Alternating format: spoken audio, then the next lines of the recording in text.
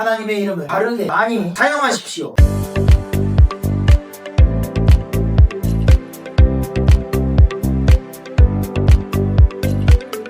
샬롬, 조목사입니다. 10계명, 3계명을 할 차례입니다. 바로 들어가 보시죠. 3계명은 출애굽기 20장 7절에 기록되어 있습니다. 너는 내 하나님 여호와의 이름을 망령되게 부르지 말라. 여호와는 그의 이름을 망령되게 부르는 자를 죄 없다 하지 아니하리라. 3계명을 잘 배우고 또 잘 적용하기 위해서 세 부분으로 나누어서 살펴보려고 합니다. 첫 번째는 하나님의 이름을 망령되게 부르는 것이 무슨 뜻인가 하는 것이고, 두 번째 부분은 하나님의 이름을 망령되게 부르는 경우들에 대해서 살펴볼 겁니다. 10계명은 하라라고 되어 있어도 하지 말라라는 의미가 있고, 하지 말라라고 되어 있어도 하라라는 의미가 있기 때문에 오늘 본문도, 오늘 세 번째 계명도 하나님의 이름을 망령되게 부르지 말라라고 되어 있지만 하나님의 이름을 바르게 부르라, 바르게 사용하라 라고도 이해할 수 있는데, 그래서 우리가 3계명을 통해서 살펴볼 세 번째는 하나님의 이름을 바르게 부르고 바르게 사용하라 라는 것입니다. 우선 3계명의 핵심을 간단하게 우리 짚고 넘어가겠습니다. 3계명의 핵심은 하나님의 이름을 바르게 신중하게 많이 사용하라 라는 것입니다. 하나님의 이름을 사용하는 사람이 성도죠. 성도가 하나님의 이름을 사용할 때 바르게 신중하게 가볍지 않게 하나님의 이름을 사용해야 하는데, 즉 성도가 하나님의 이름을 어떤 마음으로 사용해야 하느냐, 그것을 가르치는 것이 3계명의 목적이자 핵심입니다. 3계명을 제대로 배우지 않고 의식하지 않으면 우리 자신조차도 스스로 하나님을 바르게 부르고 있다, 하나님의 이름을 바르게 신중하게 사용하고 있다 라고 착각할 수 있습니다. 바꿔 말하면 하나님의 이름을 사용하는 성도가 하나님의 이름을 바르게 신중하게 사용하지 못할 때가 많다는 것이죠. 예배의 대상과 예배의 방법을 바르게 배웠다면 예배하는 자인 우리, 즉 예배자가 어떤 자세로 예배해야 하는가를 세 번째 계명을 통해서 배우고 적용해야 할 것입니다. 그래야 우리를 구원하신 하나님께 바르고 마땅한 감사를 드릴 수 있기 때문입니다. 자, 이제 하나님을 망령되게 부르는 것이 무엇인지, 어떤 의미인지 알아보도록 하겠습니다. 그러기 위해서 우선 망령되다 라는 말이 무슨 뜻인지를 확인해야 합니다. 출애굽기 20장 7절에 나오는 망령되게 라는 말, 이 단어는 물질적인 또는 정신적인, 윤리 도덕적인 영역에서 가치 없음, 헛됨, 허탄함, 무익함, 거짓, 불성실, 이런 의미를 가지는 단어입니다. 또 부르다에 해당하는 원어는 들어올리다, 옮기다, 취하다, 이런 뜻을 가지고 있습니다. 그래서 출애굽기 20장 7절을 그 히브리어 원문대로 좀 거칠게 직역을 하면, 너는 내 하나님 여호와의 이름을 헛됨을 위해, 무익함을 위해, 무가치함을 위해, 거짓을 위해 들어올리지 말라. 여기서 들어올리다 라는 말은 문맥상 어떤 용도로 사용하기 위해 집어드는, 취하는 것을 의미하기 때문에 조금만 더 부드럽게 의역하면, 너는 내 하나님 여호와의 이름을 헛됨을 위해 사용하지 말라라고 할 수 있습니다. 이름을 사용한다 라는 이 말이 우리말로 좀 어색하기 때문에 부르다 라고 의역한 겁니다. 하지만 저는 부르다보다 사용하다를 선호합니다. 왜냐하면 사용하다 라는 번역이 3계명을 통해서 하나님이 금하시고 명령하신 것이 무엇인지를 깨닫는 데 더 도움이 되기 때문입니다. 정리하면 3계명은 하나님의 이름이 헛되거나 무가치하게 되거나 거짓되게 사용하지 말 것을 가르치고, 또 하나님의 이름을 바르게 사용할 것을 가르치는 계명입니다. 그렇다면 하나님께서 왜 하나님의 이름을 이렇게 헛되게, 무가치하게, 거짓되게 사용하지 말라라고 명령하셨을까요? 우리가 생각으로는 당연히 안 된다라는 것을 알긴 알겠는데 금지하신 이유가 있단 말이죠. 우린 지난 시간에 우상의 특징에 대해서 배웠습니다. 기억나십니까? 우상의 특징이 뭐였죠? 헛된 것, 죽은 것이었습니다. 따라서 3계명은 우상을 부르듯이 하나님을 부르지 말라, 하나님의 이름을 우상을 섬기는 것처럼 사용하지 말라 라고 이해할 수 있습니다. 특히 이름이라는 것은 그 존재를 나타내고 또 그 존재가 하는 일을 나타냅니다. 예를 들면 이런 거예요. 제가 주민센터에 갔다고 해봅시다. 그 주민센터에서 잘생긴 학생 이렇게 부르면 저를 포함해서 여러 명이 반응하고 돌아올 수 있습니다. 다들 자기가 잘생겼다 생각할 수 있기 때문이죠. 예를 들어 그렇다는 겁니다. 그런데 그 주민센터에서 어떤 분이 조성령님 하고 부른다면 누가 반응하겠습니까? 뭐지? 저만 돌아보고 대답을 하겠죠. 왜요? 제가 조성령이기 때문입니다. 그러니까 이름이란 존재를 보여주는 것이고, 또 그 이름의 주인이 어떤 사람인지를 알려주는 게 이름이죠. 만약 누군가가 저를 향해서 못생기고 게으른 조성령이라고 부른다면 저는 반응하지 하지 않을 겁니다. 왜요? 저는 잘생기고 부지런하기 때문이죠. 예를 들면 그렇다는 겁니다. 오해하지 마십시오. 일단 그 부르는 사람이 저를 제대로 알지 못했기 때문에 저는 반응하지 않는 것입니다. 그런데 누군가가 저를 보면서 그리고 제가 반응하길 원하면서 그런 식으로 저를 잘못 부른다? 그것은 저를 조롱하는 것이고 저를 무시하는 것이죠. 저를 가볍게 생각하는 것이죠. 이처럼 하나님의 이름을 거짓되게, 헛되게, 우상처럼 그렇게 부른다? 이건 하나님을 조롱하는 일이고 하나님을 가볍게 생각하는 것입니다. 하나님이 헛되고 하나님이 무가치하며 하나님이 거짓된 존재라고 하나님이 우상이라고 말하는 것과 다르지 않습니다. 나아가 하나님이 행하신 일을 부정하는 것. 이스라엘을 구원하신 분은 하나님이시죠. 그런데 그 하나님을 바르게 부르지 않는다? 하나님의 이름을 바르게 사용하지 않는다? 그 말은 하나님이 구원자가 아니십니다 라는 말과 똑같다는 것입니다. 이 모든 것은 마귀적인 악한 일이죠. 그래서 금지하신 겁니다. 사도 바울은 분명히 이렇게 선포했습니다. 사람은 다 거짓되되 오직 하나님은 참되시다 할지어다. 데살로니가 교회에 보내는 편지에서도 하나님을 살아계시고 참되신 분이라고 표현했습니다. 요한계시록 6장이나 15장, 16장 여러 군데 보시면은 하나님을 참되신 분이라고 소리치면서 고백하고 있습니다. 참되신 그분을 거짓되게 부르는 것은 맞지 않죠. 성경은 오직 하나님만 구원하신다라고 우리에게 늘 소리치고 있습니다. 그럼에도 불구하고 하나님을 망령되게, 헛되게, 거짓되게, 가볍게, 무가치하게 그렇게 하나님을 부른다는 것은 하나님이 행하신 구원을 부정한다는 것이죠. 그런데도 하나님의 이름을 망령되게 부르고 잘못 사용할 수 있겠습니까? 그럴 수 없죠. 그래서 안 되겠죠. 이런 모든 이유로 하나님께서는 자신의 이름을 망령되게 사용하는 모든 일을 금지하신 것입니다. 그러면 이제 세 번째로 하나님의 이름을 망령되게 잘못 사용하는 예에 대해서 살펴보겠습니다. 누가 감히 하나님의 이름을 그렇게 거짓되게 가볍게 사용하겠어? 라고 생각할 수 있겠지만 우리 주변에서 생각보다 쉽게 발견할 수 있습니다. 성경시대나 오늘날의 거짓 선지자 이단 사이비들도 하나님의 이름을 저주로 사용하는 경우에 해당합니다. 그런 예들을 99문답이 잘 정리해 놓았습니다. 99문의 답을 보십시오. 우리가 저주나 거짓 맹세 또는 불필요한 서약으로 하나님의 이름을 욕되게 하거나 잘못 사용하지 않는 것이며 더 나아가 침묵하는 방관자가 되어 그러한 두려운 죄에 참여하지 않는 것입니다. 먼저 99문답은 하나님의 이름을 저주와 관련하여 사용하는 것을 금지하고 있습니다. 여기서 말하는 저주는 분명 악한 것을 의미합니다. 자신이나 이웃의 명예를 훼손하고 악담을 하는 것이죠. 여러분, 사람은 왜 저주를 할까요? 아니, 언제 저주합니까? 누군가가 미울 때, 화가 날 때, 이 마음에 악한 생각이 일어날 때, 분노할 때 그 대상을 향해 저주하죠. 따라서 3계명, 자신의 분노를 남에게 쏟아낼 때 그 분노와 분노로 인한 욕설이나 저주에 하나님의 이름을 사용하지 말라는 것입니다. 특히 오늘날 이 부분을 너무 쉽게 어기는 경향이 강합니다. 여러분, 우리에게 주신 구원의 이름이 무엇입니까? 누구시죠? 예수님이시죠. 예수 그리스도. 그런데 오늘날 많은 영화나 드라마에서 분노할 때, 욕을 할 때 어떤 단어를 외치는지 아십니까? Jesus Christ. 자신의 분노를 표출하기 위해 예수님의 이름을 사용할 때가 있습니다. 구원의 이름을 욕으로 사용하는 것입니다. 구원의 이름을 저주로 사용하는 것이죠. 만약 저의 자녀들이 화가 났을 때 그 화를 표출하면서 조승령 이런다면 제가 기분이 좋겠습니까? 절대 좋을 수 없죠. 남에게 저주하기 위해 제 이름을 사용한다면 저는 저주하는 사람이 되어버리는 것입니다. 두 번째, 99문답은 하나님의 이름을 거짓 맹세나 불필요한 서약으로 사용하는 것을 금지합니다. 여기서 말하는 거짓 맹세는 자신의 말이나 약속의 신뢰도를 높이기 위해 하나님의 이름을 이용하는 것을 의미합니다. 지킬 능력도 없으면서 그 약속을 애초에 지킬 마음이 없으면서 일단 그 약속이나 서약이나 맹세가 성사가 되면 자기에게 어떤 유익이 있기 때문에 하나님의 이름을 이용하는 것이죠. 자기 이익을 위해 하나님의 이름을 사용하는 경우를 의미합니다. 거짓 맹세에 하나님의 이름을 사용하는 또 다른 경우가 있습니다. 처음에는 마음을 다해서 이 약속을 하나님께 한 약속을 하나님의 이름으로 한 약속을 지키겠노라 처음에는 열심히 노력하는데 시간이 지나면서 그 마음이 사그라들고 그 약속을 가볍게 생각하게 되는 것이죠. 먼저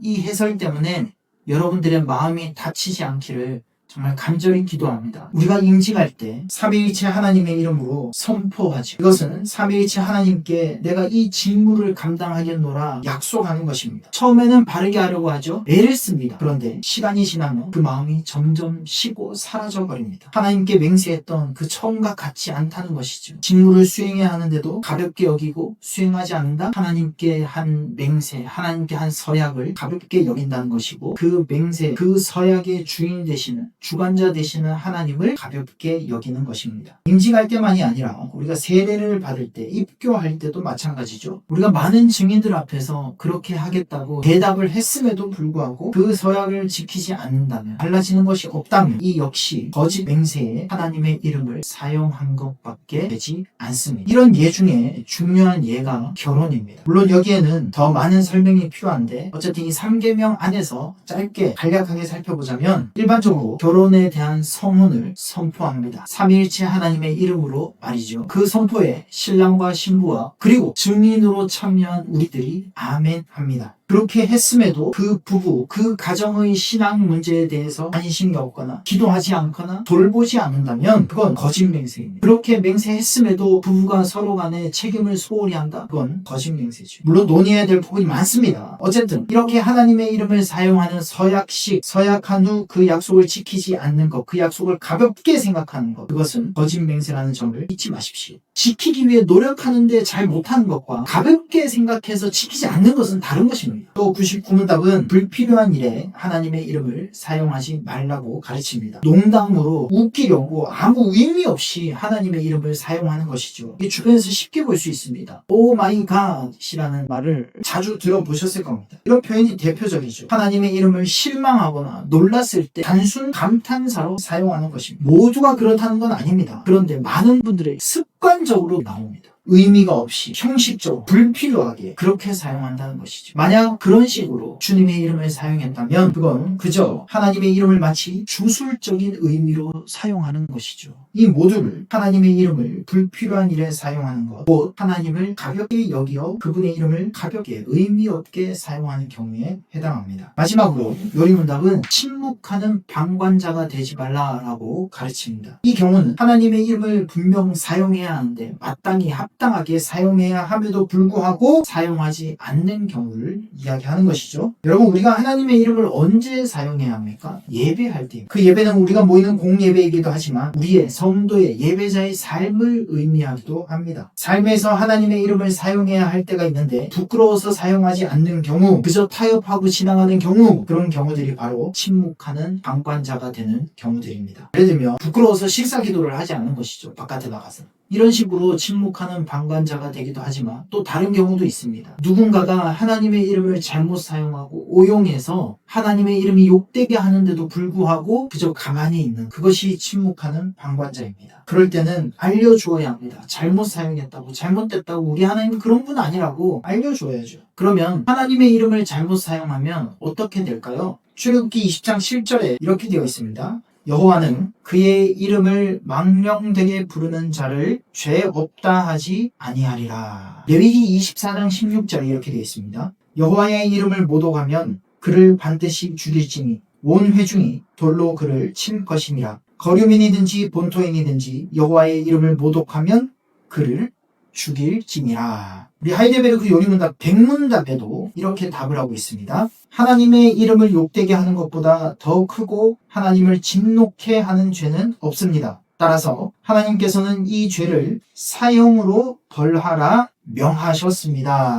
정확한 처벌입니다. 하나님의 이름을 모독하고 오용하는 것, 하나님의 이름을 잘못 사용하는 것은 그 구원을 부정하겠다, 그 구원이 필요 없다, 그 구원은 거짓이다 라고 말하는 것이죠. 그러니 그 결과는 뻔한 것 아니겠습니까? 그렇다면 하나님께서 원하시는 하나님의 이름을 사용하는 방법은 무엇일까요? 단순합니다. 하나님께서는 자기 이름을 바르게 사용하길 원하십니다. 하지 말라, 부르지 말라 했다고 해서 전혀 하지 마라가 아니라 바르게 하라는 것입니다. 하나님의 영광을 위해 하나님이 하신 일이 드러나도록 적절한 때에 바르게 합당하게 많이 사용하라는 것이죠. 바르게 사용하기 위해서는 반드시 바르게 알아야 합니다. 그래서 1계명과 2계명을 정확하게 아는 자들, 명확하게 아는 자들이 그 2계명으로 고민하며 적용하기 위해서 몸부림치는 자들이 이 3계명을 바르게 지킬 수 있는 것입니다. 물론 1, 2계명만 이야기하는 게 아니죠. 성경 전체를 통해서 하나님을 바르게 아는 자들이 하나님을 바르게 부를 수 있다는 것입니다. 이를 요리문답은 이렇게 정리했습니다. 다시 99문답을 보십시오. 오히려 하나님의 거룩한 이름을 두려워하고 존경하는 마음으로만 사용하여 우리가 하나님을 바르게 고백하고 부르며 우리의 모든 말과 행실에서 그분이 영광을 얻도록 하는 것입니다. 그러면 언제 어떻게 하는 것이 하나님의 이름을 바르게 신중하게 엄숙하게 많이 잘 사용하는 것일까요? 시편이나 요한계시록에 아니 성경 곳곳에서 하나님의 이름을 부를 때 무엇에 근거하여서 하나님의 이름을 사용합니까? 하나님께서 베풀어 주신 그 구원에 감사하고 그 구원을 베푸신 하나님을 찬송할 때 자기 백성의 아픔을 위로하시고 그들의 적을 무너뜨리신다는 그 약속에 근거하여 하나님의 이름을 사용합니다. 아까도 말씀드렸지만 이것을 한 단어로 말하면 예배입니다. 즉 우리는 우리에게 베푸신 구원에 감사할 때, 구원의 하나님을 노래할 때, 구원의 하나님을 선포할 때 하나님의 이름을 마음껏 힘써 사용해야 합니다. 정한 시간에 함께 모여서 하나님의 이름을 부르고 사용하는 것을 공예배라고 부른다면 개인적으로 모든 삶에서 성경에 근거하여 하나님의 이름을 부르는 것을 삶의 예배라 부를 수 있겠죠. 그래서 하나님의 구원을 은혜로 얻은 모든 성도의 삶은 예배적 삶입니다. 모든 삶이 예배가 되어야 하고 성도는 모든 자리에서 예배자가 되어야 하는 것입니다. 나에게 약속하신 일들을 기대함으로써 하나님의 이름을 사용해서 맹세하는 것, 서약하는 것, 지키기 위해 온 힘을 다하는 것 마땅히 성도가 해야 할 일입니다. 그래서 성경에 따라서 하나님이 의도하신 그 뜻에 따라서는 얼마든지 맹세하고 서약할 수 있습니다. 이를 가르치는 게 101문답입니다. 101문답에서는 이렇게 질문합니다. 그러나 하나님의 이름으로 경건하게 맹세할 수는 있습니까? 그리고 이렇게 답하죠. 그렇습니다. 국가가 국민에게 요구하는 경우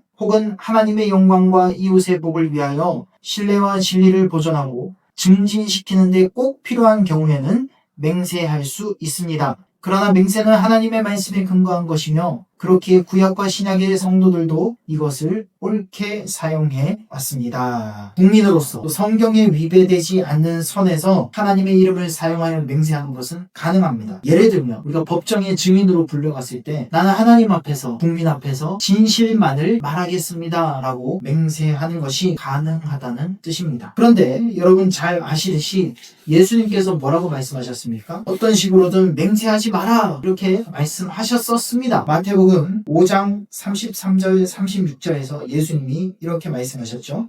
또 옛사람에게 말한 바 헛맹세를 하지 말고 내 맹세한 것을 주께 지키라 하였다는 것을 너희가 들었으나 나는 너희에게 이르노니 도무지 맹세하지 말지니 하늘로도 하지 말라 이는 하나님의 보좌이며 땅으로도 하지 말라 이는 하나님의 발등상이며 예루살렘으로도 하지 말라 이는 큰 임금의 성이며 내 머리로도 하지 말라 이는 내가 한 터럭도 희고 검게 할 수 없음이라. 예수님께서 왜 하늘이나 땅이나 예루살렘으로 맹세하지 말라라고 하셨을까요? 바꿔 말하면 왜 그 유대인들 사이에 하늘로 땅으로 예루살렘으로 맹세하는 일이 생겼을까요? 자기의 말과 자기의 맹세, 자기의 서약에 신뢰성을 더하고 싶은데 하나님의 이름을 사용하는 것은 좀 꺼려지니까 꾀를 낸 거죠. 하나님과 관련한 것들, 일반적으로 사람들에게 거룩하다라고 여겨질 만한 것들을 가져와서 그것으로 맹세해서 자신의 말과 서약의 신뢰성을 높이려 한 것입니다. 그런데 그 서약이나 맹세를 지키지 않으면 또는 이 서약을 지키다가 자기에게 손해가 될 것 같으면 이렇게 말하는 거죠. 내가 하나님의 이름으로 맹세하진 않았으니 이 약속은 무효다. 지키지 않아도 나는 죽지 않아도 된다. 이렇게 빠져나가려는 것이었습니다. 자기의 맹세와 서약의 증인으로 하나님을 요청하고 싶은데 그 표현만 바꾼 것이지 않습니까?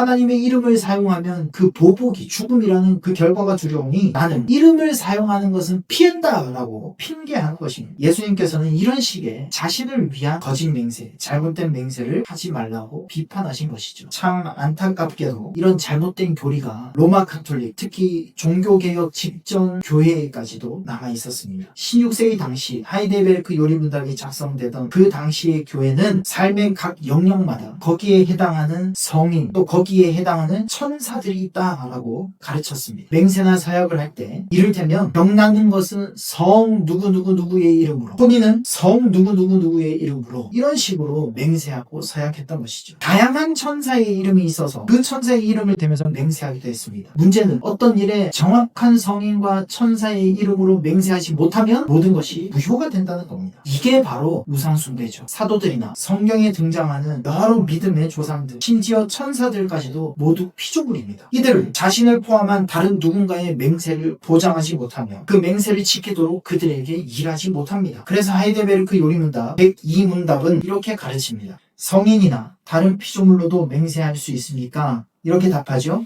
아닙니다.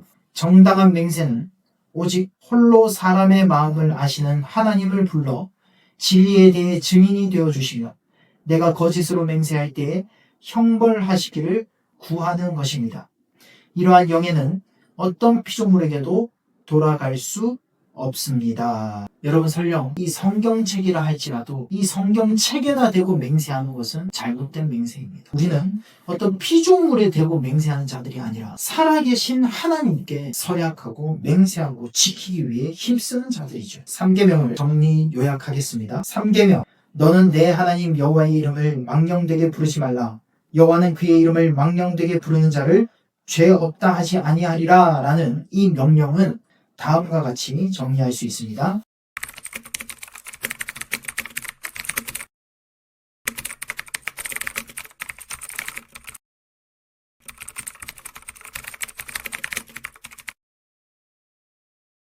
삼계명은 하나님의 이름을 절대 사용하지 말라라는 계명이 아닙니다. 오히려 하나님의 이름을 바르게, 합당하게, 많이 잘 사용하라는 명령입니다. 죄인에게 유일한 소망인 그 구원의 이름을 바르게 사용하면서 구원의 하나님을 가르치고 드러내는 일이라면 마땅히 즐거이 사용하라는 것이죠. 구원을 이룰 법한 다른 가짜 이름들 말고 유일한 이름, 진짜 구원의 이름을 알려주라는 하나님의 사랑의 요청입니다. 우리가 언제 하나님의 이름을 사용해야 합니까? 예배입니다.